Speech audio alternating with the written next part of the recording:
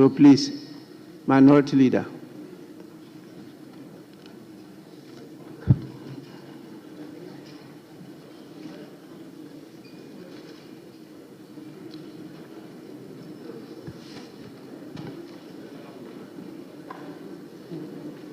Mr. Speaker, thank you for this treasure space to make this statement before you and my colleagues.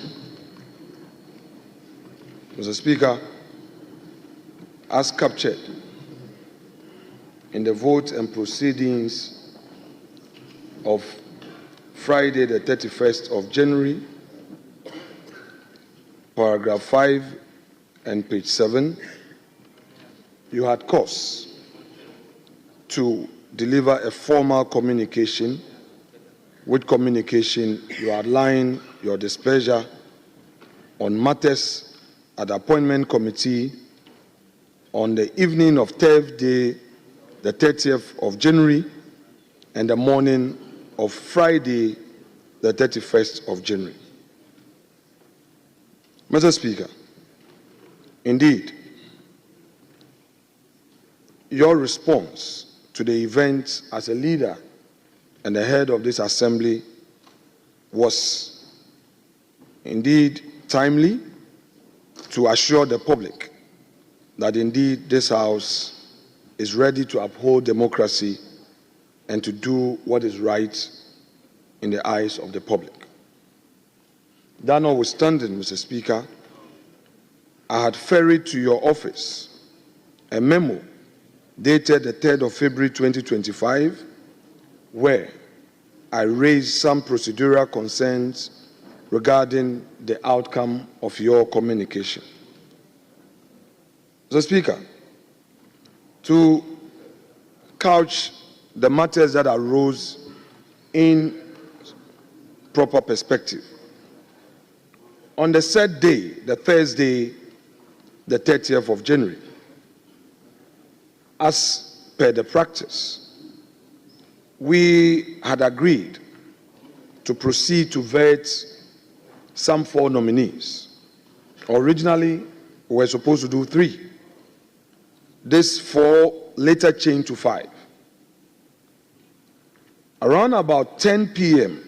of the evening, we had indications from our colleagues in the majority that they intend to continue the vetting for more nominees rather than agreed. Mr. Speaker, on the corridors of the vetting room were many people, including nominees. Our understanding was that they had all been invited. Mr. Speaker, there was no room for us to discuss the way forward, which resulted in our decision as the minority to protest. Our intention was to have a peaceful protest to express our displeasure at the excesses of our colleagues in the majority. We acknowledge that in the process, the situation got out of hand, resulting in the outcome you commented upon.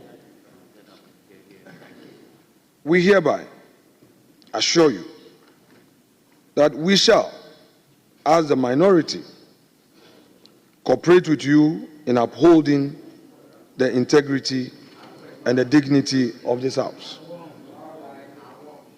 Mr. Speaker, we also want to assure you that we will undertake a deeper, and emphasis mine, a deeper consultation and commit to this with our colleagues.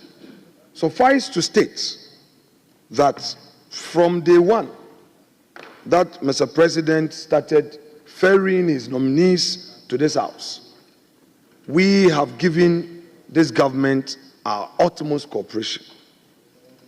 Mr. Speaker, records will have it that this is the first time in the history of our democracy that the minority has given the government such a cooperation to the extent that nominees are getting their confirmation in record time. Indeed, Mr. Speaker, I am on record to have made an application to this House under Order 3. This has never happened by any minority leader in the history of our democracy. We believe in constructive criticism. We are not in any way in to disrupt government business, frustrate them, or undermine them. Both parties have been in government before and have been in opposition before. We know that it is not through disruption that would win us power come 2028. It is through active, constructive politicking. Mr. Speaker, we have become aware of the consequences of orders you have issued as a result of the formal communication you have given. But this is what we have to say, and I quote from Shakespeare's Merchant of Venice. Mr. Speaker, you remember the story of Shylock when he demanded his pound of flesh.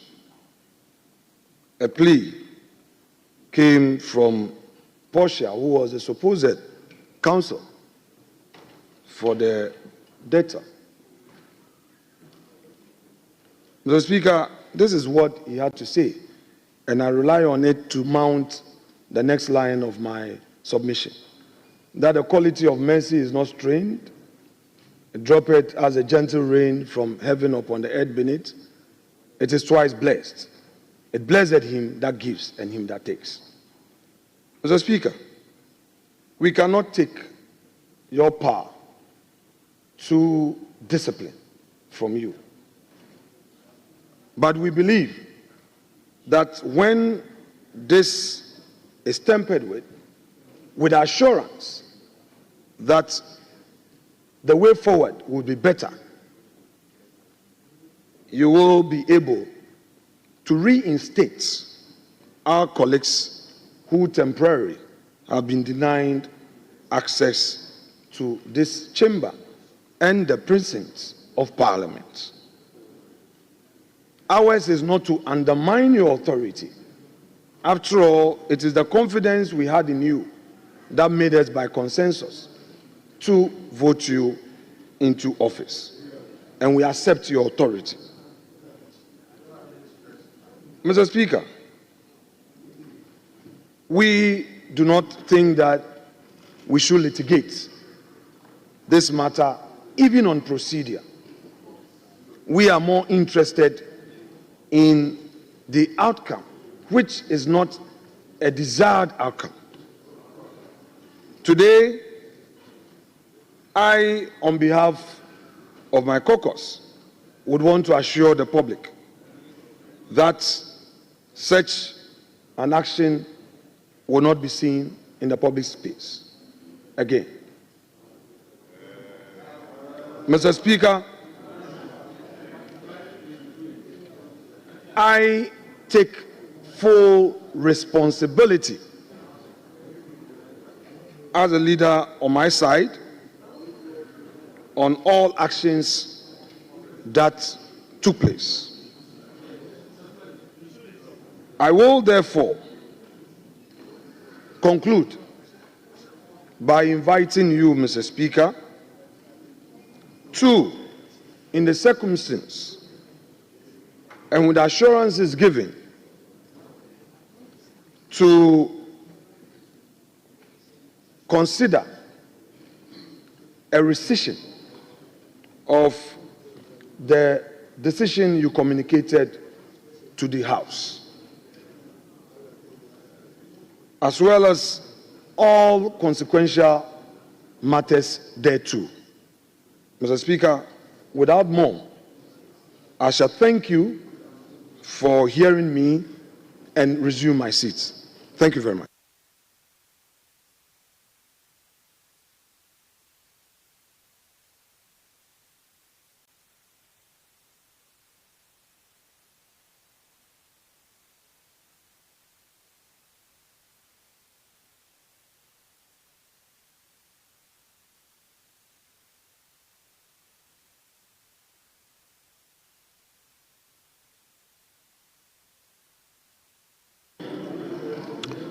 Honorable members, I believe this statement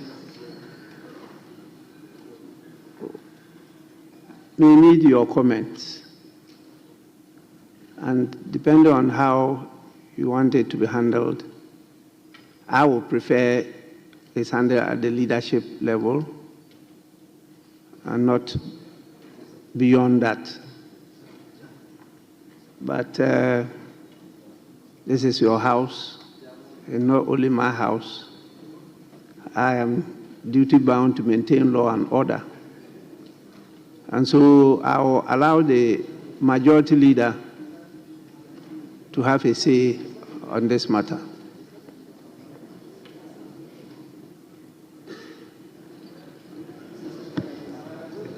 Mr. Speaker, the popular saying is that to err is human, to forgive is speakerly.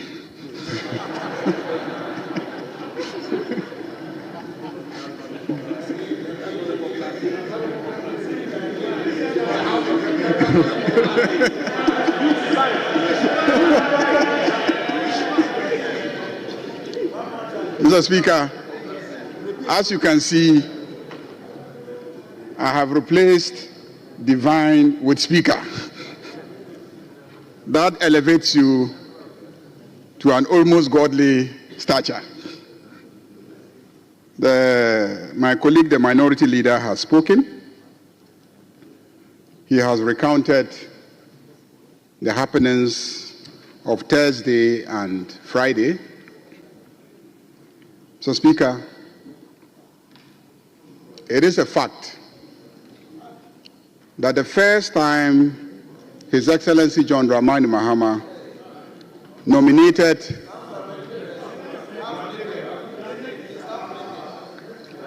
the first time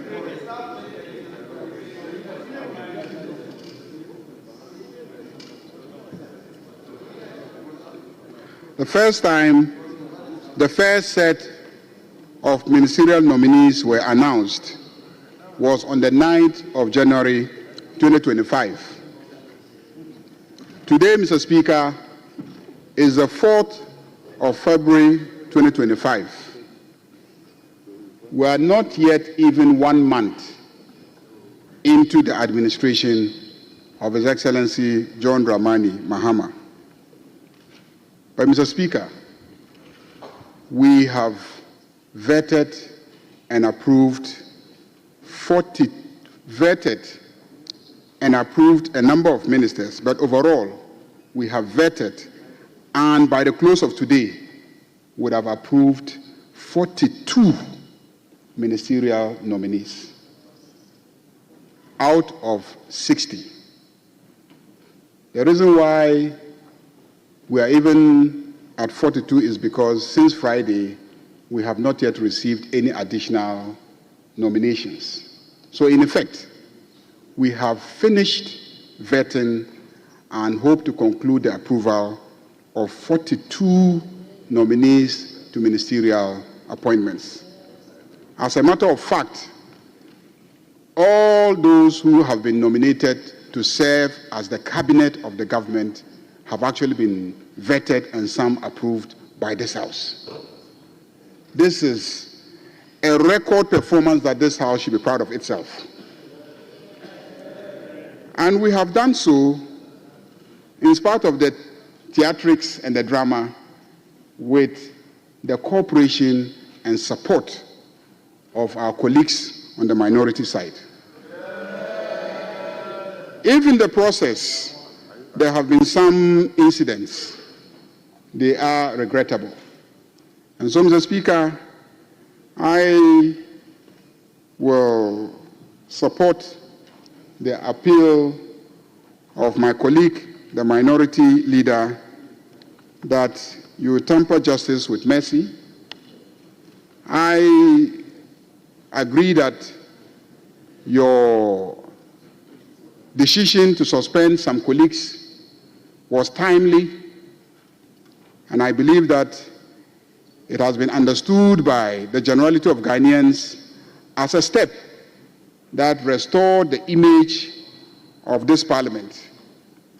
And so, Mr. Speaker, I believe that your action has achieved its objectives. But as you can see, our colleagues are remorseful. Our colleagues accept your decision in good faith. And our colleagues are appealing to you to review your decision to suspend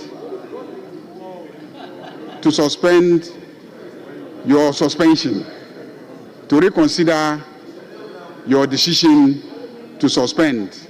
Mr. Speaker, it is not only members of the minority side that were suspended. In fact, the chief whip of the majority side was also suspended. So clearly, the conduct was on both sides.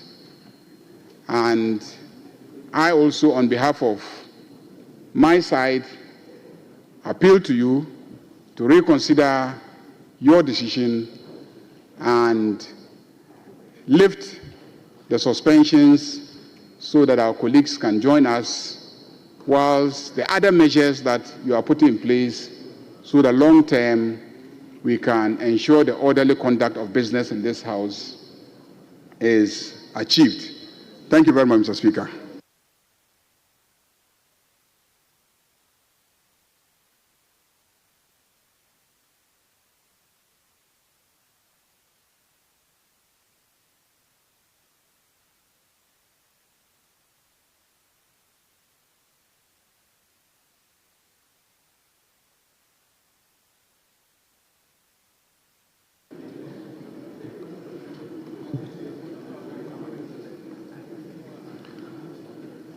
Honorable members, I'm sure the first thing you have realized is that I've restored the title Honorable. The day I read my former communication to you and proceeded to suspend the 4 members, I never used the term honorable.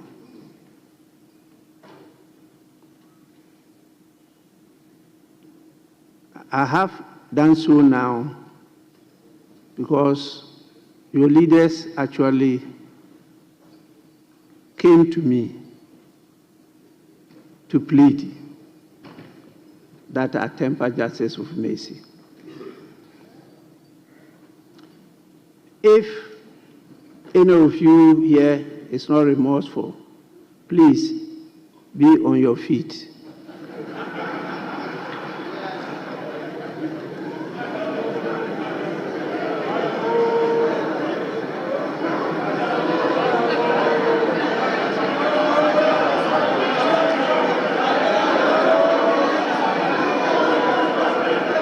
Honorable members,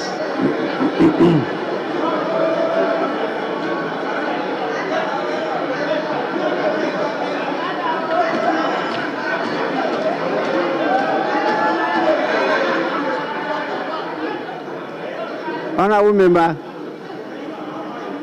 you are not, please.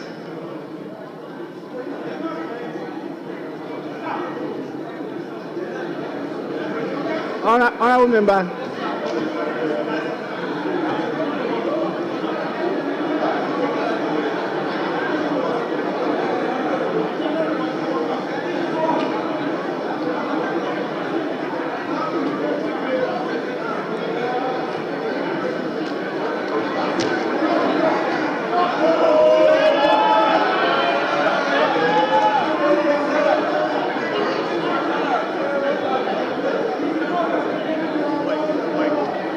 Honorable members,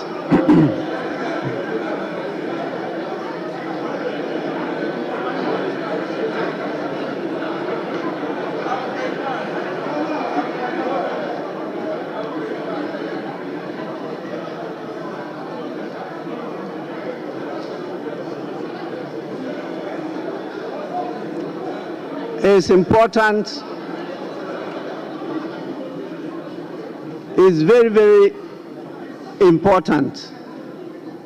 And I can tell you, I understand and appreciate what is happening. This house is often referred to as a house of might and majesty. Might, because it's the combination of the sovereignty of all the people in the country. Majesty, because the king or queen is part of the house. And therefore, there can be no power higher than that of Parliament. And the person who represents Parliament is the Speaker. And so I sit here and I exercise your powers, and I create an environment for you to be able to perform your function. And I go according to the rules. You can disagree with the Speaker, and the rules and the laws of Ghana permit you to do so, and also details out the procedure on how to handle the disagreement.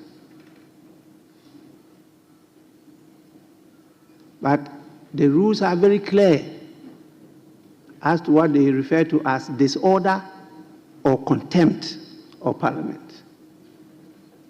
And for me to preserve and uphold that might, majesty, and dignity of the House, I should not shed any responsibility in applying and enforcing the rules. And that was exactly what I did. Even though some of the members are my personal friends, I refer to as sons.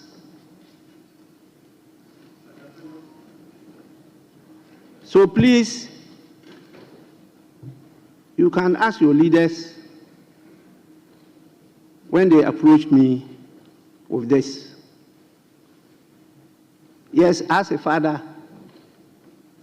when your son commits an offense, you don't punish the son to the extent that you break his or her leg. That becomes a big problem for you, the father. And nobody is perfect. We are all fallible. So I listened to the apology,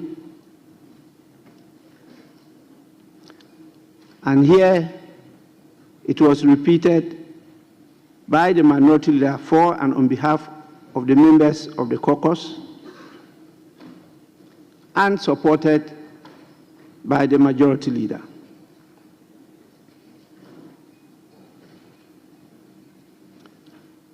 It's not only words. Before me, they demonstrated and assured me of their total support to me and the deputy speakers to ensure that we have an efficient and an effective functioning parliament in Ghana. So I am satisfied with not just the statement, but also their conduct. And I will proceed to lift the suspension of the 4 members of Parliament that I considered were involved in disorderly conduct which amounted to contempt.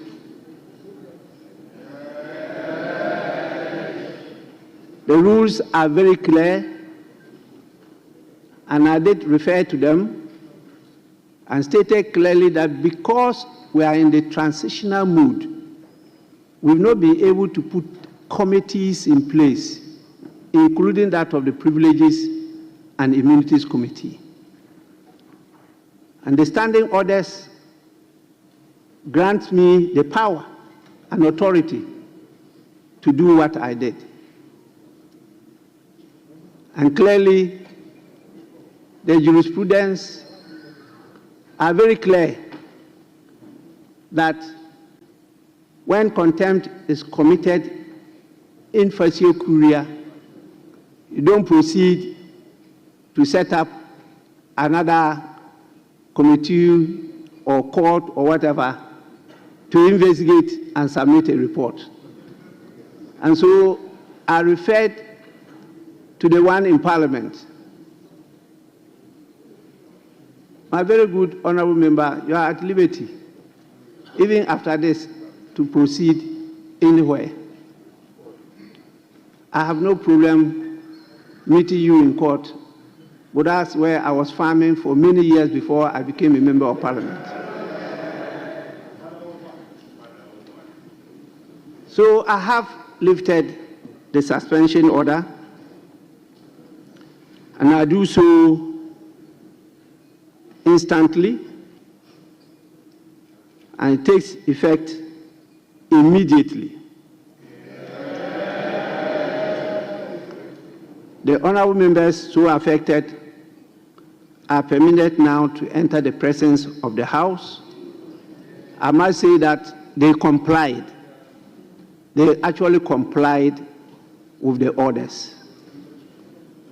And the standing orders are clear. And presence of Parliament is defined. And we have the men and women to enforce the law. And they actually did enforce the law. So I want to commend the members and also the law enforcement agencies, Marshal's Department, the police service, for their support.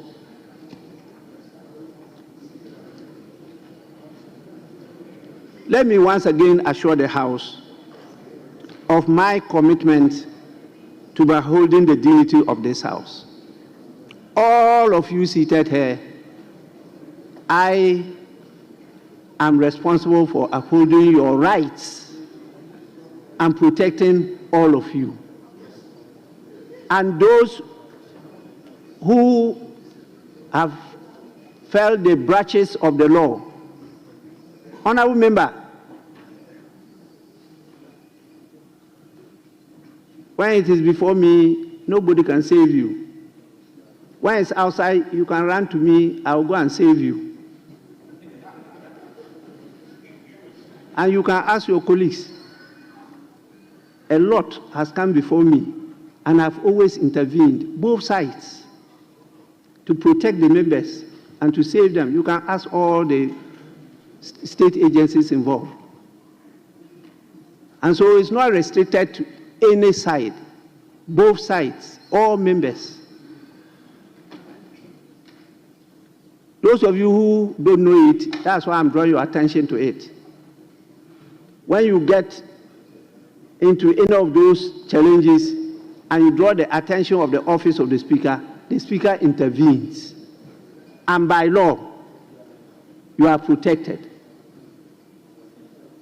There is a procedure we use to do that. We are not above the law, not at all. But there is a procedure because it's not you.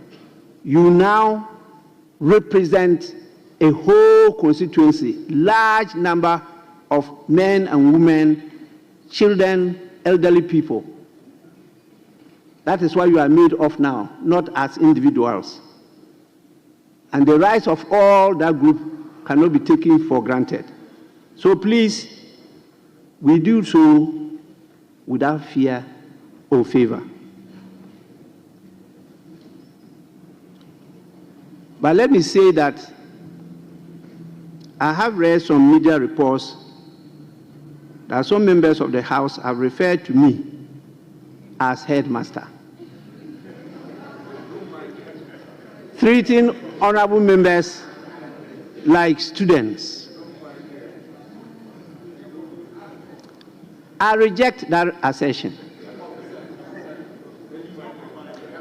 But I can assure you that when there are students, there must be a headmaster.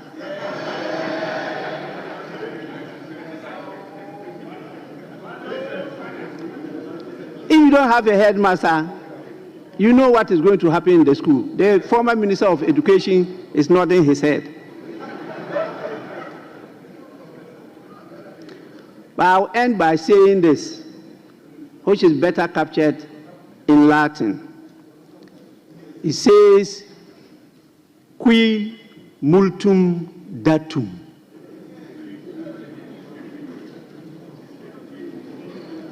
It's very simple.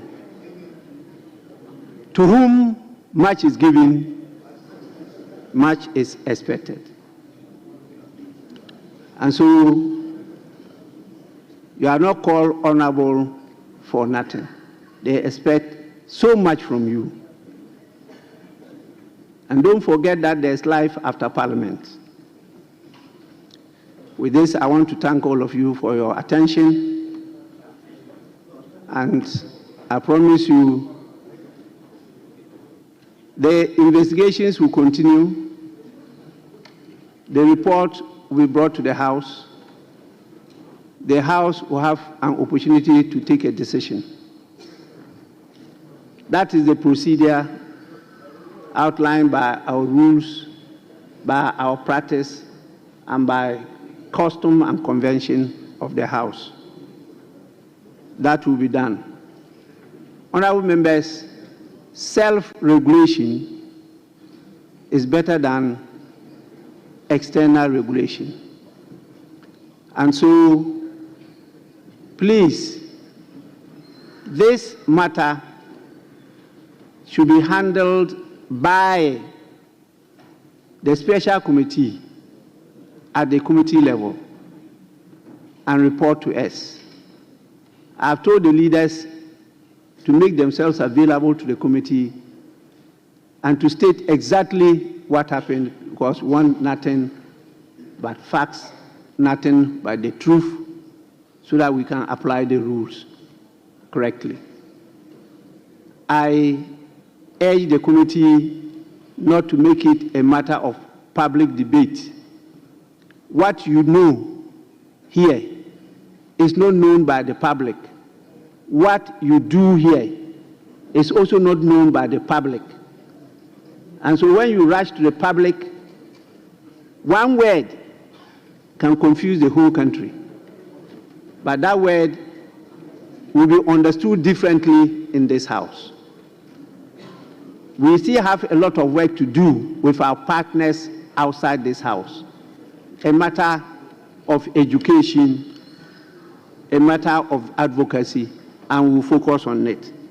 So I thank you all, and please, let's continue to work together as a family. Thank you so much.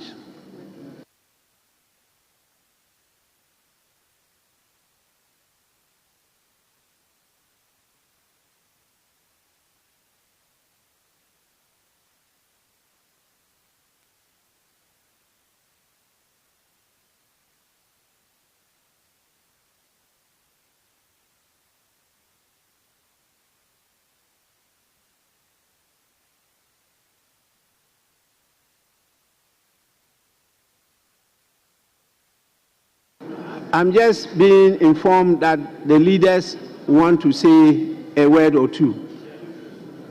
And so, once again, Minority Leader, you can start.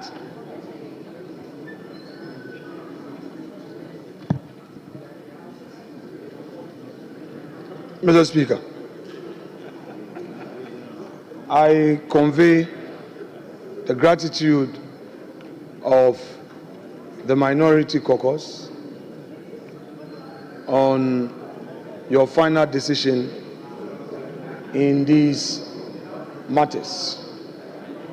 We reiterate our continuous cooperation and believe that the gesture thus far shown by you and that of my respected senior colleague and senior at the bar who leads the House, we will make things better and that we would have a big stomach to accommodate ourselves, especially we sitting to your left, the minority. Thank you very much, Mr. Speaker.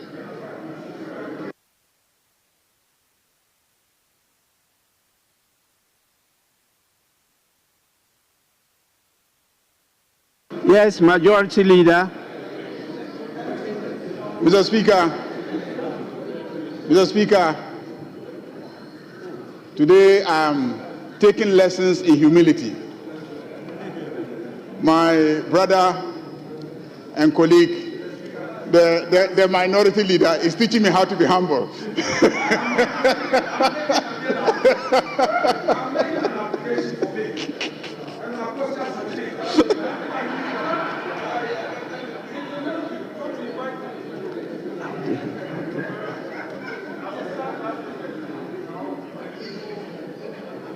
Mr. Speaker, we thank you very much for your magnanimity and consideration.